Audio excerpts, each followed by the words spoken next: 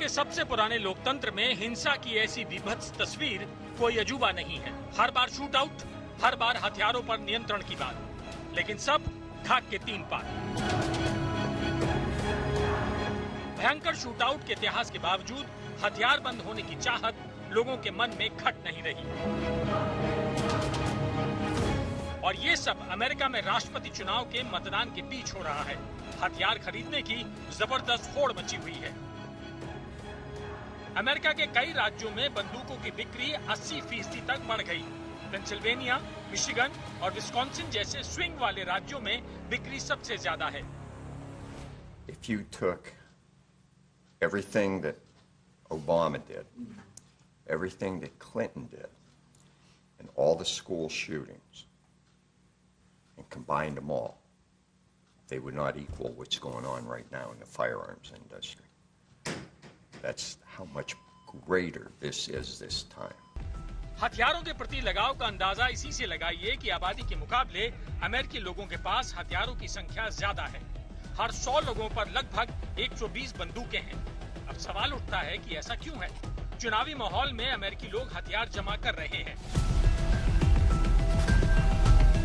दरअसल अमेरिका में चुनाव के बाद हिंसा की आशंका लोगों के मन में घर कर गई है। सोशल मीडिया में भी हिंसा की आशंका जाहिर की जा रही है। इस बात के कयास लगाए जा रहे हैं कि पोस्टल बैलेट के चलते चुनाव परिणाम आने में देरी हो सकती है। ऐसी स्थिति में दोनों दलों के समर्थकों के बीच हिंसक प्रतिक्रिया सामने आ सकती है। वहां का सामाजिक पूर्वानुमान अगर 5 शब्दों में समेटा जाए तो वो होगा सिविल वॉर की चुनावी चिंगारियां।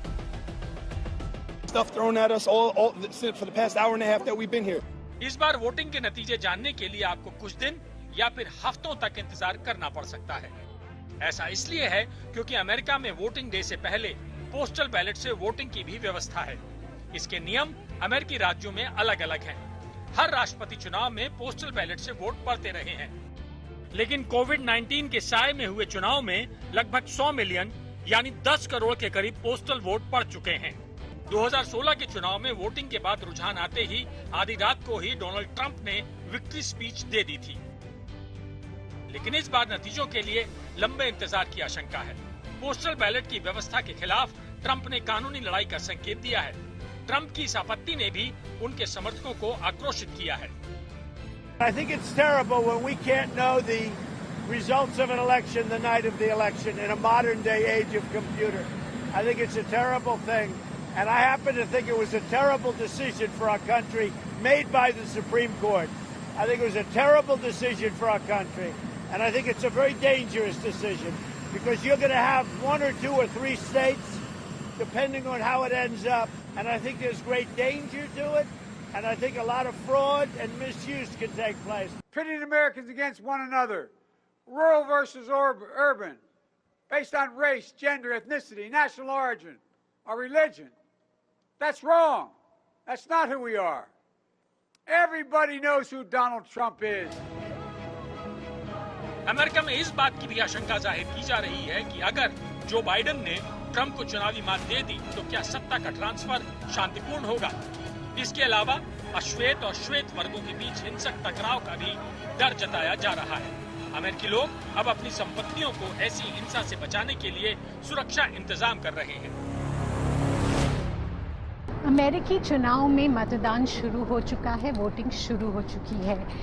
इस बार काफ़ी आशंका है कि हो सकता है हिंसा हो, और इस वजह से जैसे कि आप देख सकते हैं इस तरह से दुकानों में और बिजनेसेस ने अपने बाहर इस तरह के गत्ते या फिर वुड लगा दिया है। तो आप समझ सकते हैं कि कितना इनसिक्योरिटी है इस वक्त। जरा सोचिए, नस्लवाद का ये संघर्ष तब है जब अमेरिका में कोरोना से सबसे ज्यादा लोगों की मौत हुई है। यहाँ करोड़ों लोगों की नौकरियां गई हैं। दुनिया का सबसे ताकतवर मुल्क और सबसे पुराना लोकतंत्र आज भी नस्लवाद से आजाद नहीं हुआ है। वॉशिंगटन से प्रतीक्षा गिल्डियाल के साथ अभिरुख सेन, टेक्सास आज तक। नमस्कार, मैं हूं अंजना ओम कश्यप। हमें उम्मीद है ये वीडियो आपको पसंद आया होगा।